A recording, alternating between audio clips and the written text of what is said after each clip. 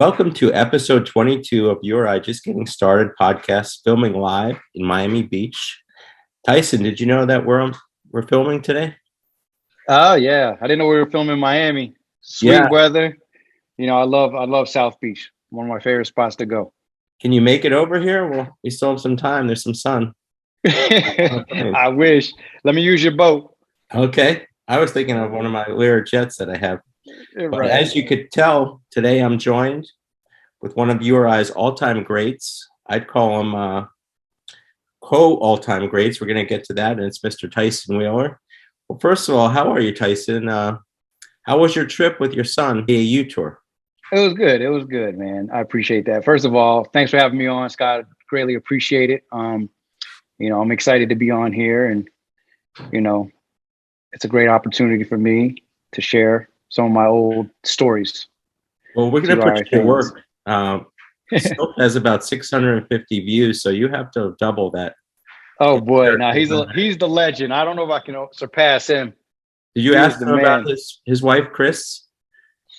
Her name really isn't Chris, but he calls her Kris Jenner because she produced about 200 subscribers in a half a day.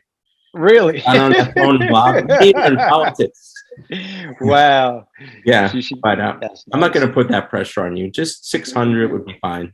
Yeah, I'm going to try my best. I don't know how many fans I have, so it'll be tough. Oh, well, you have more than you think. But yeah, let me know about that trip you had with your son. That sounds like it was a great opportunity for you to be with him. Yes. Yeah. My son is 17 years old. He's going into his senior year of high school. This summer, he's playing with Connecticut Elite. So he's traveling all over the East Coast, trying to live out his dream. He wants to, play in college as well. He's put a lot of work in the last couple of years. He made All-State this year, so I was very excited for him for that. It was a great accomplishment. Yeah, so, he's trying to find his own path, and I'm proud of him. He's doing great in this classroom. He just got high honors in all AP classes. Well, also, I wanted to talk to you about your new gig at Brown University. So why don't you add in your magnificent run with UMASS that I found myself rooting for UMASS, which is impossible to conceive, but I really was. And Noah Fernandez. Yes. And what you did, your impact with him, it looked like you spent a little time with him because he brought you there. Yeah, Noah's a very, very good point guard. He was already good before I got there. Okay. So, actually he came in around the same time, but I love Noah. He's a hardworking kid. I spent 3 years at UMass. Coach Matt McCall hired me on his staff, and I was very excited to get back to the Atlantic 10. I was at Fairfield for 10 years. So it was a new opportunity for me to try to, recruit at the highest level. I believe Atlantic 10 is one of the highest levels and the highest leagues in the country.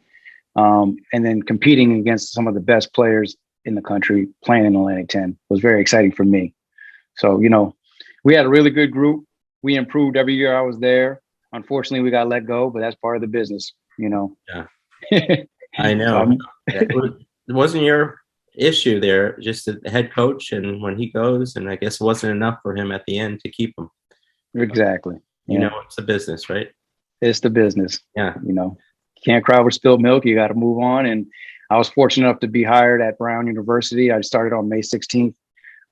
Coach Mike Martin gave me a call, asked me if I was interested, and I said 1,000%. I wanted to get back to the Rhode Island area, and I thought it was a great opportunity to learn from him and his coaching staff with TJ Sorrentine and Sam Hirschberger.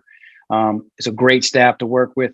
It's a different dynamic recruiting in the Ivy League, but something that is going to be a challenge for me, and I'm excited about it. Yeah, I'm very excited to hear that. There wasn't a lot of coverage, and I just wanted to get like some exclusive information about what you do as this job and how it came about and the whole thing, because it's hard when you're starting again, just getting one coaching job. Absolutely. Well, TJ Sorrentine, good friend of mine, we played against each other in Portugal, but we used to have the same trainer. He's from Rhode Island. He's one of the assistant coaches on staff. He gave me a call and he's like, Tyson, would you be interested? And I said 1,000%. And then Coach Martin gave me a call. So, it worked out. And, TJ and I had Doug Stone as our strength and conditioning guy back when strength and conditioning wasn't a big thing.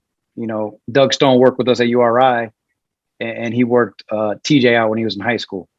So, we've known each other for a long time.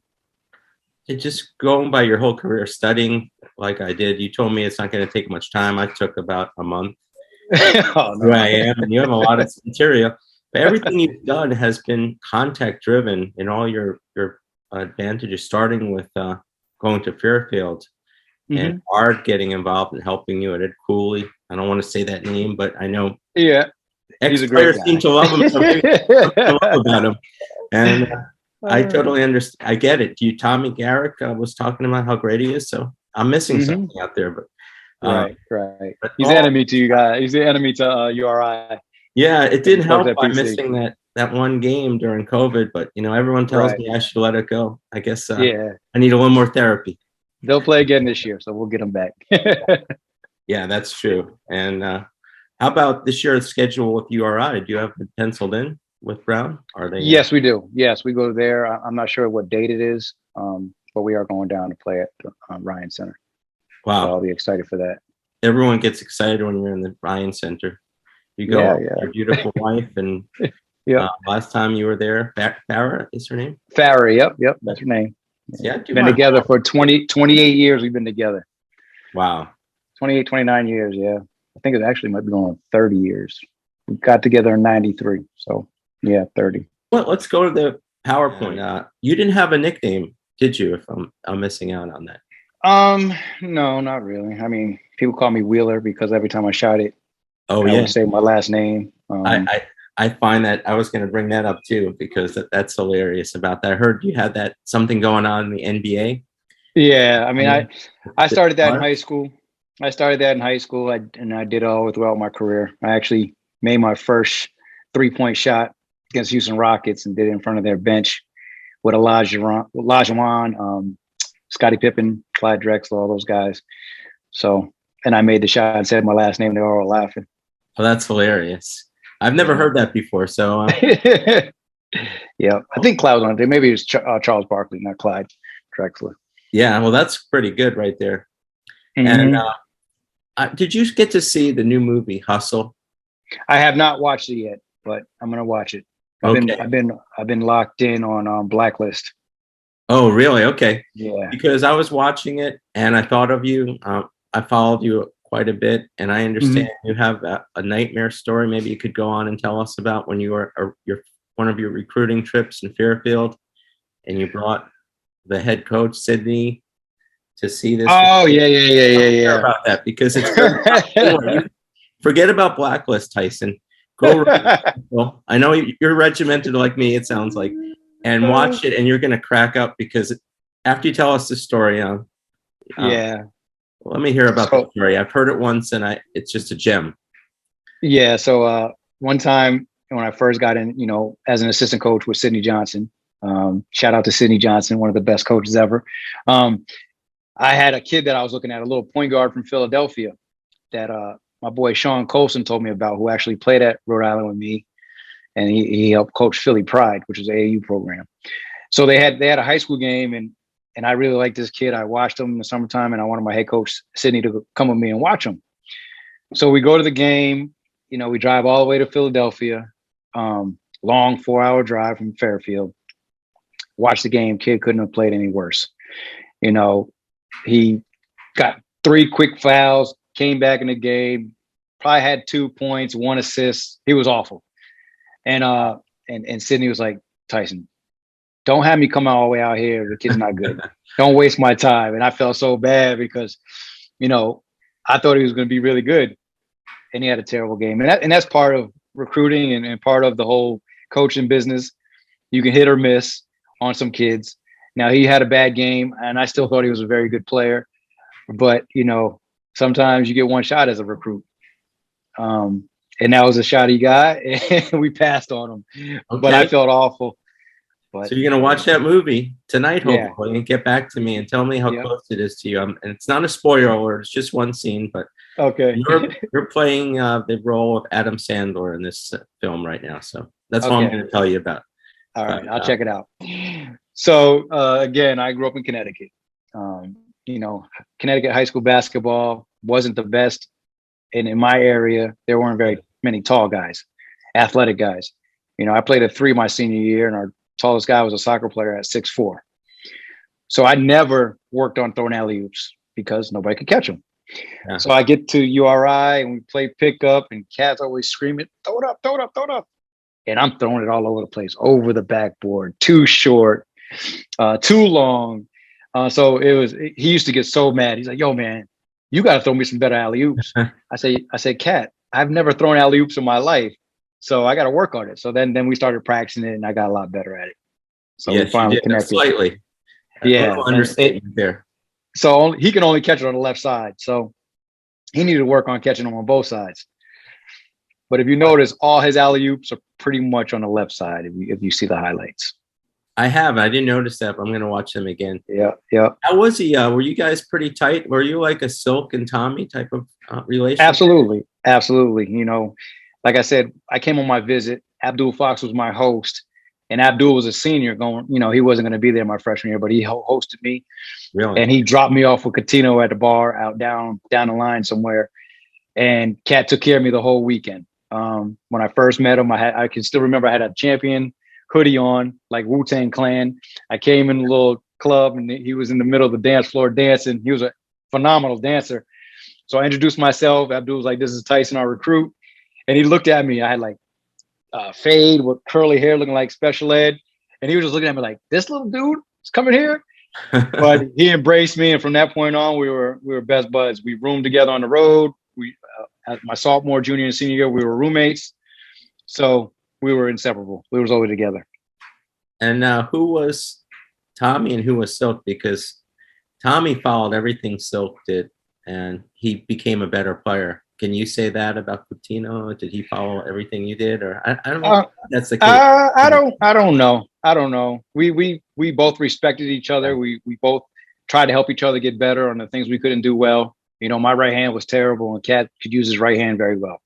Cat didn't dribble the ball the best, but you know, I helped him with his dribbling.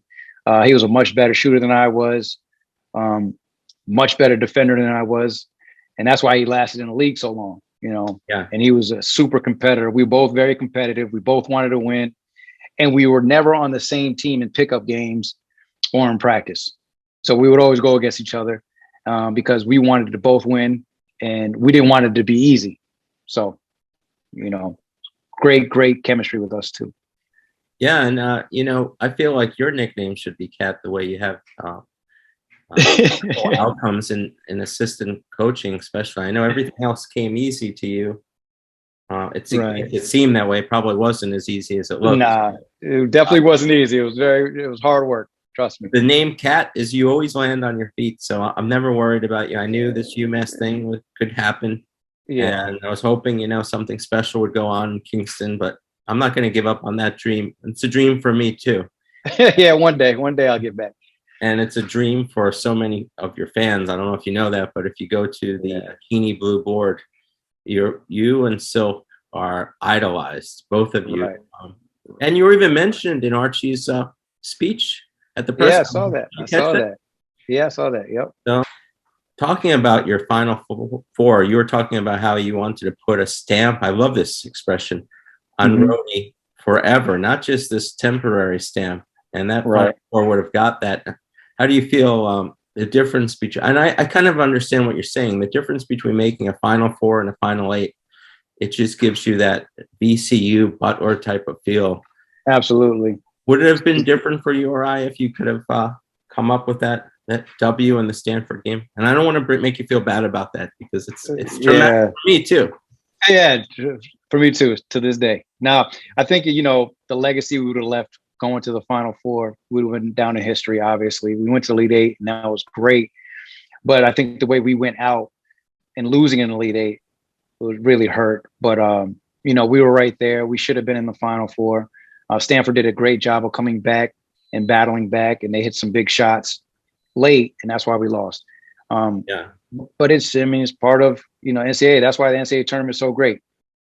And you probably didn't hear the announcers. I watched that game quite a bit just to prepare for the show. Don't worry, I'm not playing any video highlights. All right. I do a little forensic study on it. I have some questions on you, and most of them are, I think you're being a little bit too hard on yourself. You were on was it the Mask? Was that the? Yep. Yeah. And you said you were up by 9 points with a minute left. It was never that bad. Really? Okay. That's what it felt like. Yeah. Well, I understand that. The question here is, who would you have played if you won that game in the Final Four? Kentucky. Wow. What are your chances of that? I mean, every different team is different. You know, how would you have matched up to Kentucky if you remember? I think they had a very big team.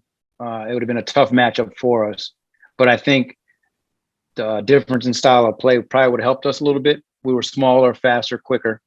They were bigger, stronger.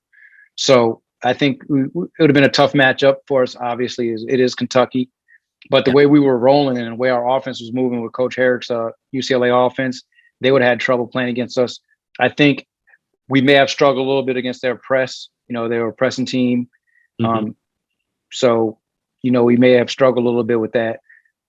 But if we got it in the half court, I think we'd have been fine. But they were so big, athletic. They had like 3 NBA pros on their team. So it would have been tough.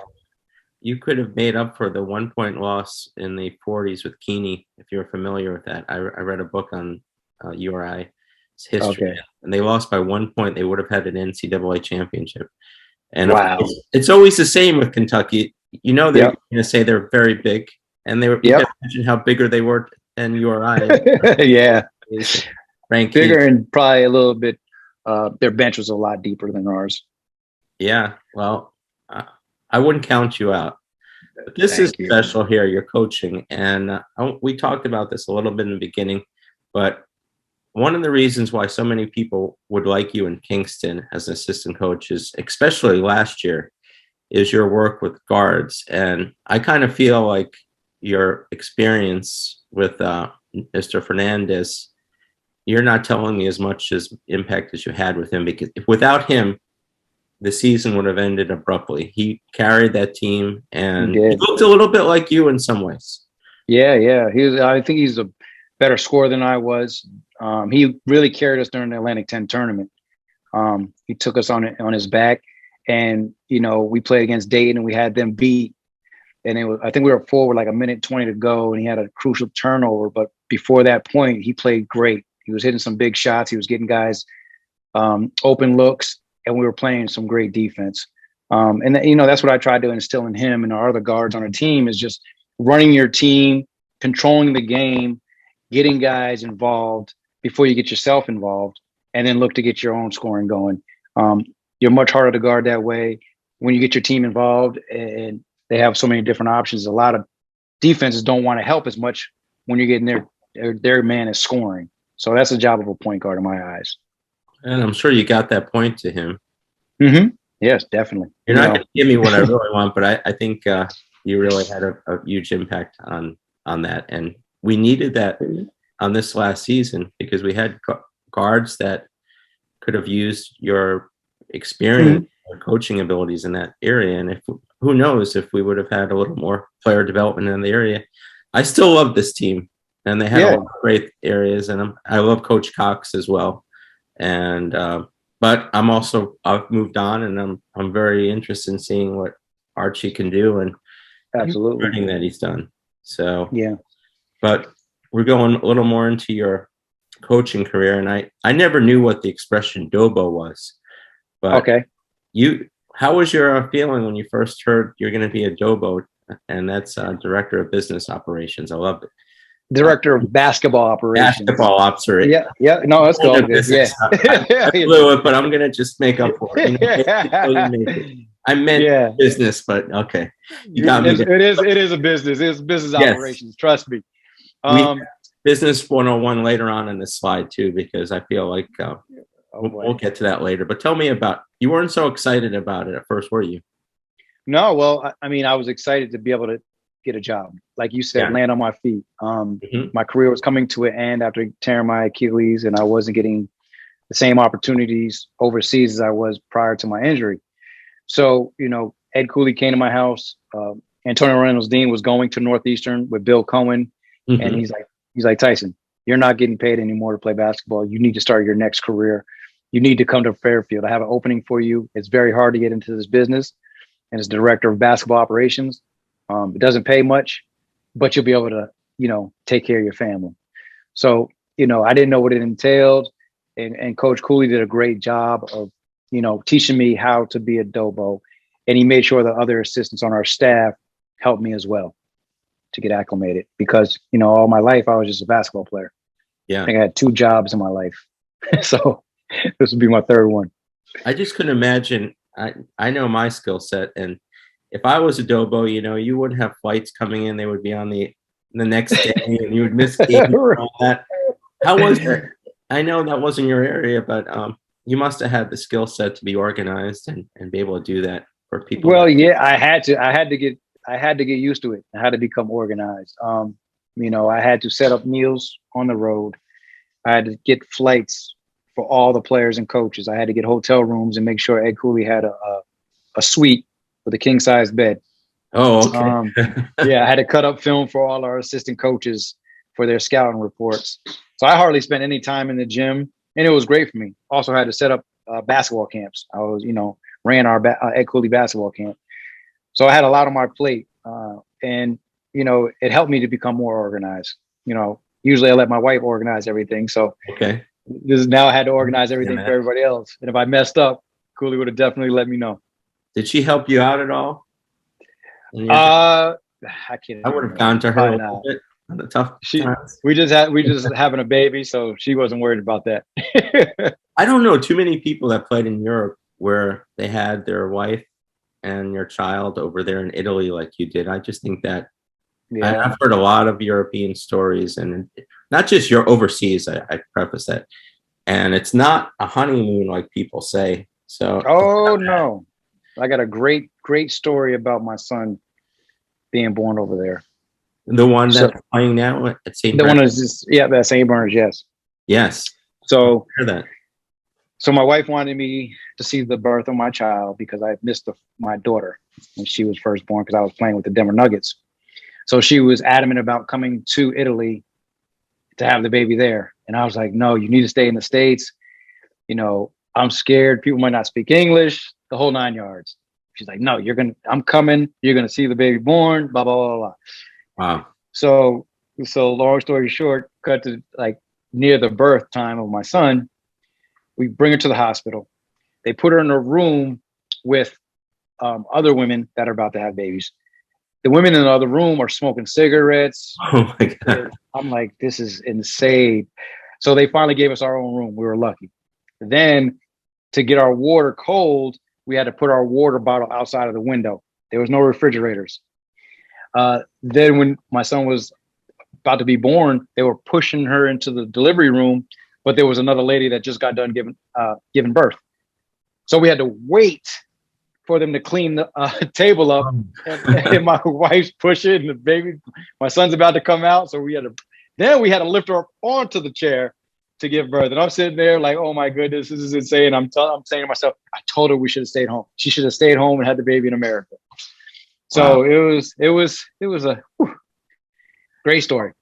Pressure, like your playing career a little bit, or worse. A lot worse. A lot worse. Yeah, a lot worse. That's why I do these things, because I get stories, and you seem to already. We haven't even hit the 10-minute or 20-minute mark, and you come up with, and keep them coming, because this is the best part of the podcast: hearing things that no one else has heard before.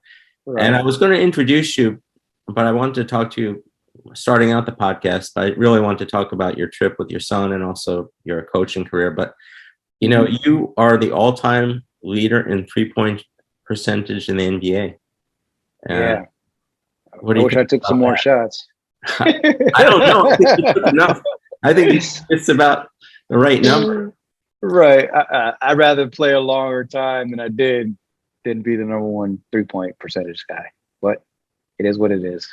I mean, look at all the things that happened it wasn't a long career, but it was definitely a couple of years. And your impression on Olajuwon and Barkley to have that happen, your thousand, and you had a really good career anyway. Just making the NBA is just so hard. We have so many. Definitely. Jeffrey Dowden is out there now, and we're really hoping for him to make it. And sometimes you have the talent and you just don't get the chance. Yeah, and I think he'll definitely make it. He's a big point guard. He fits the style of play that they have now in the NBA, and everywhere he goes, he wins.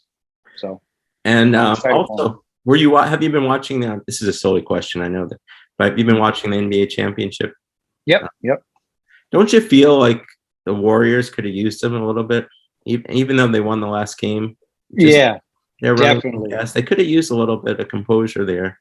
Yeah, or definitely. something. But he would have made some big plays, but they won anyway. But they he won had a anyway. nice run over there. Yes, he did. He'll bounce back. He'll be in the NBA soon enough. He's got a lot of confidence. Yep. And then let's hear about your ending professional career with your Achilles tendon. You know, you kind of equate that with the same thing as the Stanford loss. I know I'm a bummer today. Bring up all these things, but this is part of it. This is part of my. I know. We might have a few career. more, but you know, stay on. I've never had anyone. I don't need any more Achilles tears. Trust me. Okay. I know Patrick Ewing. I'm a New York Knicks fan. I was going to ask you this too. Are you Celtics or Knicks? I'm a Lakers fan. Oh, okay. Magic Johnson all the way. James Worthy, Kareem Abdul-Jabbar, wow. Nick Van Exel, Eddie Jones, Kobe Bryant, Shaq. Yeah, long time Lakers fan. There's a guy, a huge URI fan, and I'm going to hook you up with him. And his Twitter profile is the same thing. He's a Lakers fan. He's a URI fan. I think his name is Steve Studley. What a name, huh? Yeah, Steve Studley. His profile. So you took me by surprise there. I was ready to say Celtics, but the point was that Ewing played with the Achilles tendon tear, and he still played, and they were deep into the playoffs, maybe even the championship. And so tell me, you know, I know how hard that is. That's as hard as almost any injury, maybe. Yeah, very difficult. It was, I was in France, like a week before that, one of our younger players tore his Achilles in practice. And we were doing some drill where you throw the ball up in the air near half court and you run and go catch it and going for a layup. And he just fell to the ground and he looked back like somebody kicked him. So one of our other teammates tore his Achilles a couple years before that. He said, "Oh, he tore his Achilles." So a week later, we're playing on the road in France, and my Achilles just didn't feel right. You know, I never stretched before games. I would just, you know, do a couple little stretches, but my Achilles just didn't feel right. And so when I went out there, you know, I came down, I shot an air ball, and I'm trotting backwards on defense, and boom, my Achilles popped. And I knew right then it was over. I was like, there goes my Achilles. It didn't hurt. Felt like I hit my funny bone. I had my surgery over there, and I was fortunate enough to be in a city where the best Achilles surgeon was located. So he did a surgery where the recovery time was 5 to 6 months. And, you know, I was playing really well in France. I made the All-Star team. I made Player of the Month a couple months. So I knew I was going to get paid a lot more money if I could just get healthy again. Sure. So another team in France wanted me right away. So I rehabbed, and I came back like in 5.5 months, and it was on a tryout period, but it was for pretty much the same money I was making before I tore my Achilles. So I was excited about it, but I just couldn't move like I did before. And so they cut me. I went home and rehabbed some more. Then I went back in like October or November or December. I can't remember, October or November, to play in the Euro League, which is the best league in Europe. So I played on a team in France in our regular French league, and then played in the Euro League. But I was never the same. I couldn't move. I wasn't fast, and it was very difficult. So I played a couple more years after that, and then gave it up. And here we were doing a little special, Kenny and I, and we're talking about retired numbers. And I think I tagged you there. I basically really want you on the show, so that's one of the reasons why I tagged you. I appreciate you having me on, man. I appreciate you having me on. It's tough when you're starting out. Like you have to try all these little social media tricks. But this here is talking about all the different things that you have done, and the list goes on here, and the case for number 21 being retired. I think you know, one day they will do it. You know, I'll probably be like 10th on the list to get my number retired, which is fine with me. There's too many good players that we have to celebrate and put up there. You know, there is a great history. You know, you guys are really doing a great job of getting the history out there. Yeah, yourself, Rody Vault, you guys are doing a great job, and it's about time, because, you know, people want to know about the history, but also it helps with recruiting. Yeah. And obviously I'm coaching now, and recruiting is everything to get players in, and kids want to go to places where there's been a great history, and you guys are doing a great job of that. So we do appreciate it. Thank you. Well, I feel like I'm a little bit closer to the 88 team, and I don't know I was a manager, so I got to get to know those players really well, and I feel like I'm doing justice to 98. And I have you on now, and I really want to make a point to get the others on there. Right. Okay. Because I want to get to know about that Kansas game, like I know about the Syracuse game, and that's my goal, because that is as big a accomplishment as that team right there. Yeah. And you said you were. Well, here's the tough part. This is the forensic study. I do a little forensic studying here, and talking about. Were you familiar with what the announcer said? Going up to the ending of the game, when he was talking about, it was really like the Tyson Wheeler Arthur Lee show. You were going back and forth, and how important the guard play is at this level when you get to the final 8 like that. So that's what they said. And so when you look at the 3 foul shots, it's a catch-22, because I'm sure you feel bad about that, obviously, but you wouldn't have been at that point if it wasn't for the effort that you had in that game. And a lot of people don't see the whole game. They just see the last 2 minutes. But the way I see it, there was so much going on in those 3 foul shots. It looked like you were doing more than just taking the shots. You were doing coaching, and it was just such a hectic thing that I could see where it happened, where you missed the shots. And especially the second shot right there. You were, if you watch it on video, I'm not going to play it, but you were definitely directing the team. You were a coach on the court. And what was going on in your mind in those 3 shots? Because that's not Tyson. Like, you were Mr. Clutch out there, and it happens to the best of them. Yeah. I mean, you see it all the time. The pressure will bust pipes. And, I missed the first one, and we were down 3. So what I was telling our guys is, I'm going to try to miss the third one so we can get the rebound. Yeah. And try to score, because there was still time enough to get another shot off.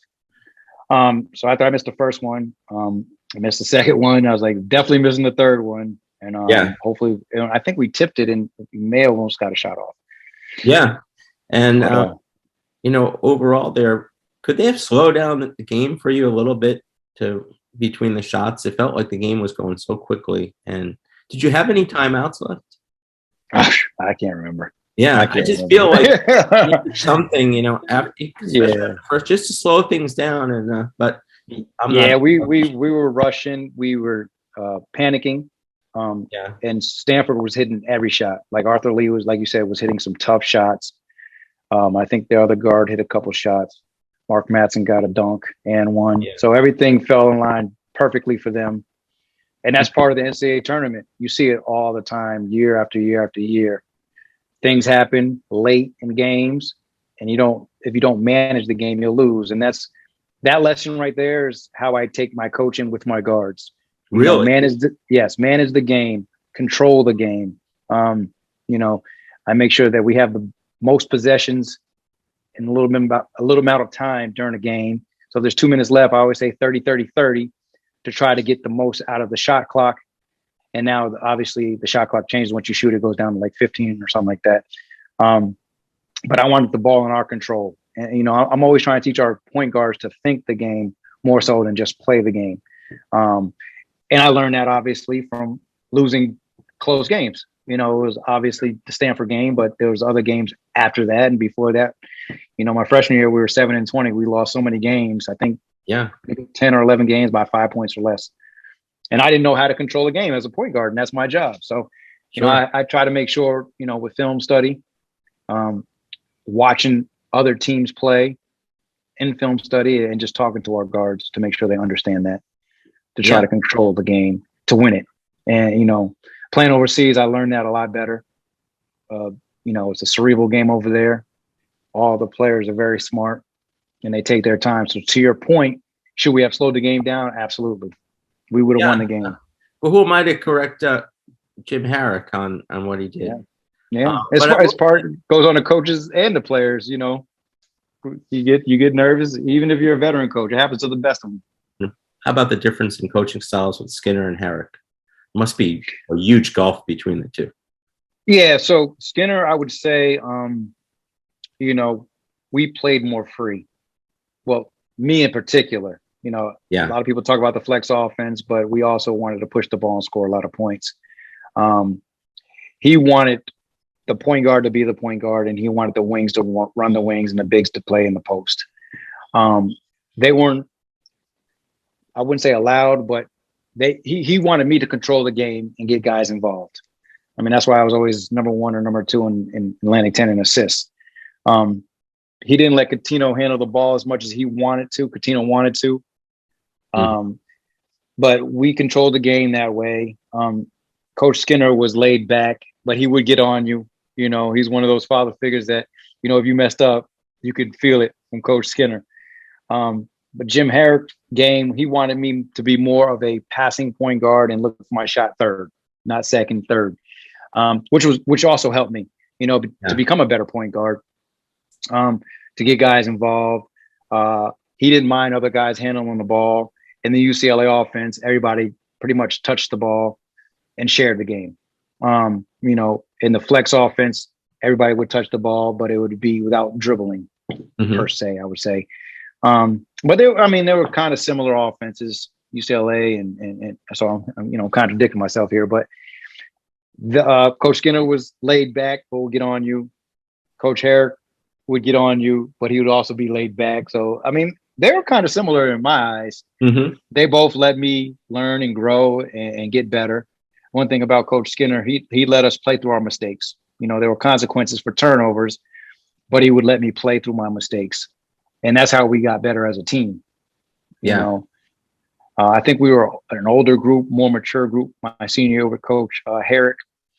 So, you know, whatever he implemented, we could pick it up quickly. So we went from flex offense to the UCLA offense. It wasn't that much of a difference. We still pushed the ball and played fast. If Coach Herrick saw a mismatch, he would let us play one-on-one. And that's how we beat Kansas. If you watch that game, it was almost like, okay, Preston's your turn. Coutinho, it's your turn. Tyson's your turn. So, you know, it was almost like an NBA type of style. You know, this is really helpful for people. People ask me, you know, well, I'm not interested in subscribing to your podcast. I don't like college basketball. And I'm like, it's not college basketball. You know, Silk was talking about how he was shot in his junior year of high school when he couldn't lift a pencil up. And he had one of the best seasons his senior year as a New York City high school basketball player. He's the greatest, near the greatest players to play at URI. So it's not, there's a business side to it, and there's also just a overcoming obstacles side. And this first point is, you thought it would be easy to get a coaching job, because you're Tyson Wheeler, and you know, and it wasn't that easy, was it, when you started? Well, I mean, it wasn't. It kind of was, but it wasn't. It's harder for a lot of guys that play basketball to finish playing basketball and get right into coaching. A lot of guys who had great careers think they should just get a assistant coaching job or a head coaching job. It'd be fun. It's funny. Like some NBA players think, okay, I had a long NBA career, I can coach a college Division I team as a head coach. So that's the mindset that we have as players. We're so competitive and we think we can do anything. So we think, you know, give us the job and we'll figure it out. So I was fortunate to know Ed Cooley, and it's all about relationships. Yeah. So he gave me an opportunity. Well, also you brought out a point of people are afraid to learn. Yeah. So you feel, can you describe a little more about that? About people? Well, I think, you know, learning new things is tough. You know, some people are stuck in their own ways and they don't want to learn. You know, being a former basketball player, you think you know everything about basketball. Yeah. But once you get into coaching, you got to learn how to teach the players. You know, sometimes it comes naturally. You know, Sidney Johnson told me, he's like, Tyson, it's great that you played basketball, but now you have to teach basketball. And you know, that's a profound statement. And if you think about it, it's like, wow, he's right. Because I'll say, okay, do this, do this, do this, and show them the move, but they might not be able to pick it up. So now I have to slow the game down so they understand it step by step by step. So you can't be afraid to learn new things. I'm a lifelong learner. I'm trying to, grow in this business and learn how to be a better coach, better recruiter, a better mentor. So, every day you're trying to learn something new. And this is something I heard you say. This is a Coach Skinner. I'm going to ruin this quote. Eat nothing but some shape. What's so that? Ain't nothing but some shape, not shade. So shape. Yep. So trying to get in something was wrong. yeah. Ain't nothing but some shape. I don't always pronounce my words very well. So Coach Skinner used to say this all the time. Preseason, we would be running and guys would be lagging and they're getting tired, and he would scream out, "Ain't nothing but some shape. Ain't nothing but a little bit of shape." So then after your first year, you're there, you hear this, second year, you hear it. So after a while, you're so tired, you just want to say it. And, it's motivation. You start saying it and you see the younger guys that come in and you see them dragging like you were as a freshman. Yeah. So you yell out, and Coach Skinner doesn't have to say it anymore. We say it. Ain't nothing but some shape, young fella. Let's go. And it's funny because I still say it to this day to our players. And our players use it years later. Hey, Coach Wheeler, ain't nothing but some shape. And it's funny, as a former player, now you're coaching, you're telling the guys to get in better shape, keep working, blah, blah, blah, blah. And they're like looking at you like you've never done it before. So you're like, we've done this before, buddy. You're not doing anything new. So that's what it was. Okay. Well, I heard it's also shape. So we're going to fix that. That's a typo. But I heard the guys that play practice outside from the women's tennis team, they say shade because their sun's so strong. Oh, okay. Gotcha. That makes sense. Never admit you're wrong. How's that one for it? We should. Right. And another temperament that you have is you're always smiling and saying hello to everyone. Yes. I'm a people's person. I got that from my mother. I always want to meet new people. I think, being connected, being friendly, makes life much easier. There's a lot of people that go through some hard times and tough times, but, being happy and being liked, and also, meeting new people is very important to me. I could see how that takes a little bit of the edge when you're on a pressured situation and you're assistant coach on a team and have that personality there that people just gravitate to. So I think that goes a long way. I love this expression. Don't say hello when it's time to say goodbye. Yes. Great quote. I got that from Brian Blaney, who's an assistant coach now with Ed Cooley. He was an assistant at Fairfield when I was the DOBO. He used to say that to all the older guys. Mm-hmm. Don't say hello when it's time to say goodbye, because as a college player, you think you have all the time in the world. As a basketball player, you think you have all the time in the world. And a lot of times when it's getting near the end of their career in college, they want to start to work hard. They want to start to put in the work, get in the gym, watch film, work out, get stronger, faster, quicker. And he used to always say all the time, don't say hello when it's time to say goodbye. So I stole that from him. Nothing's original from me except for Wheeler, I guess. Yes, that's pretty good right there. Lifelong learner. I'm stealer. I steal stuff. Never talk about your success. Let other people talk about it. I think that's a great thing. Yeah. I think again, I was brought up well by my parents. My dad used to always say, Tyson, never brag about yourself. Always let other people talk good about you. Stay humble, stay, have high character, and great integrity. So, when you're playing in a game, you're competitive, you talk a little smack during games, but you never talk about how great you are. You always let other people do that. And I think, my career has led to people thinking that I had a great career and I had a great legacy. And that goes to, the hard work that I put in and my parents, instilling in that in me. Don't tell me what I want to hear. Tell me what I need to hear. No, I think, as a college coach, as a former player, I should say, people always told me the truth and what I needed to hear in order to become better.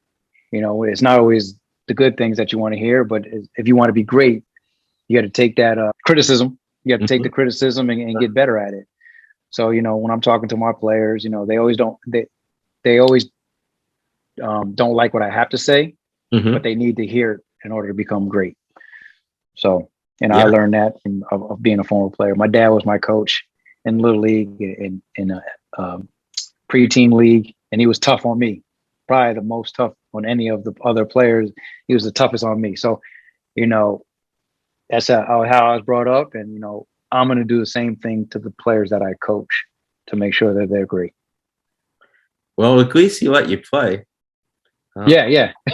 My dad told me I could get any players I want, and he'll start a basketball team, and we'll play against all these Catholic schools and boarding schools. So my brother had that chance, and he got his best friends. I got the best players. You know what? Yep. I sat the whole time. Oh, man. So at least you got some time. I learned a lot about that.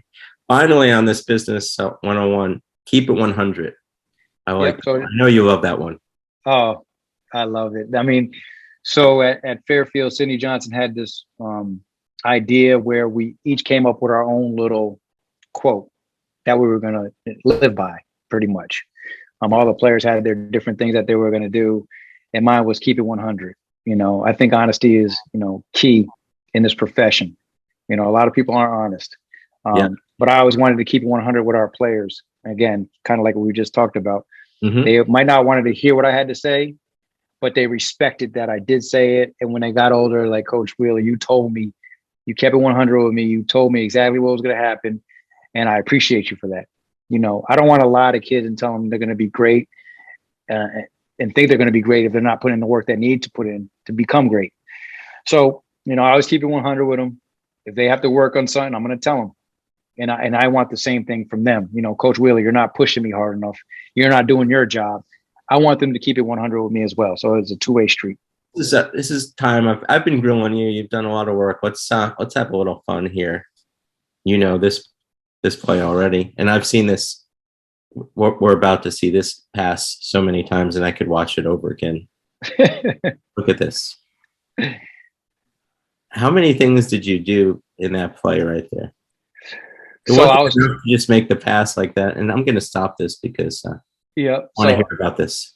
So on that pass, I knew Cat would be cutting, but he didn't cut early enough for me to make the pass, so I had to come up with something to take the time to get it to him at the right time because, you know, the defense was there and they were shifting, and on his cut, I had to wait for a little bit of opening. So I had to go behind my back. It wasn't like I was going to throw it to make the defense shift or pause a little bit. And then I saw the opening, and then I just whipped it in there, and I knew he would catch it. You know, Cat had some great hands, and he was a great finisher, and an outstanding scorer. Is that why he was called Cat, because of his hands? Like, that's a great question. I mean, that was a nickname he got when he was young. Yeah. Maybe he was Cat Quick. You know what? It might have been. You know, he was a boxer, so he probably had some quick hands. So Cat Quick Hands. I'm going to take a guess on that one.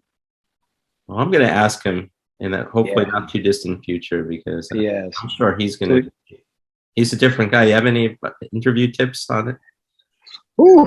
Oh yeah, we'll talk offline on that one. Okay. We'll talk. Yeah, that's what I was going to say. Well, let's go back to some of the highlights here. And this is just your jump shot, and I didn't realize you had such a smooth 3-point jump shot. When I thought of you as a penetrator and all those other things, but you definitely had a nice stroke, a lefty stroke. Yeah, appreciate that. Yeah, lefty shoot it better, baby. And the 3-point stroke there. Remember that one? Yeah, I do. Jeez, we beat Virginia Tech there. There's Cat on the left side. Okay, yeah. See, now everything is coming to place there. The left side, I'm going to look at that. Yeah. And sometimes you decide to take the shot. Was Harry coaching then? Because you want to pass it off. This is my junior year. It's my junior year. Yeah. Yeah, it's my junior year. Because I might see Mike Anderson out there. Or it might have been my sophomore year. Could you have used Mike Anderson your senior year against Stanford? Oh, absolutely. They had three. I want to ask you that. 3 7-footers, the twins and Todd something. You could have used another big man in there. Yeah. I mean, Luther did great. Dave Dave did great, and Yeah, oh Antonio sure, did great. but just one more player might have been the difference. One Might more have been a big. difference. Yep. They were big. There were some big boys. And this looks like a Herrick coach team where you're passing even more. Yeah. Give me that, Sham God. So you're taking it, as they say it now, you're taking it downhill. Where was that expression when we wanted it? Yeah, I don't know. Great expression. Yeah. I thought I was going to dunk that one against you, Con. Well, you're just a blur. Now, I apologize for the video highlights, but man, that's 90s footage right there. Yeah. At its finest. VCR tapes. Yeah. UNLV, VCRs, yeah. That's right. Yeah. This is the move that, Jean, you look like there with the body control. Yeah. I wish I could jump like him. The good old days.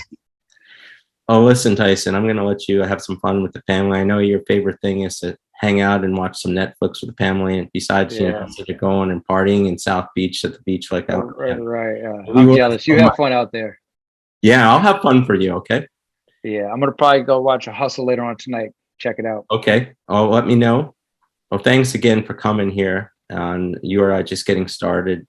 We're not going to end here. I'm going to let you go, but we're going to follow up with some young Tyson Wheeler. There's more of the lost videotapes when you were in high school, those years. Oh boy. I like that. We're going to get us to see a little more, and just good luck with Brown. What do you think of this year's roadie team, personnel wise, the recruits? I think they're doing a great job, mixing younger players, high school players with transfers, and they have a core of guys coming back.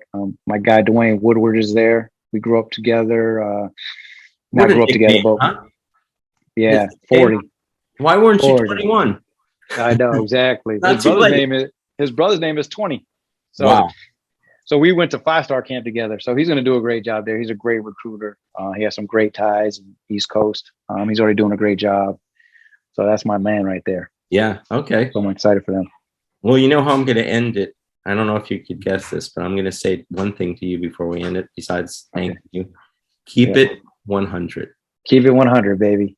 And I appreciate you having me on. Not shade, right? Not shade. That's for tennis. Shape. We're trying to get our body into shape. Okay. All right. Like I said to viewers, stay on here. We're going to see young Tyson Wheeler. We're going to realize, how all these college teams made big mistakes not recruiting you, and I'm happy for that. Because there would be no Tyson Wheeler without that. Thank you, Tyson. Thank you very much. Okay. Good to talk with you, Scott. Have a good night. You too. All right.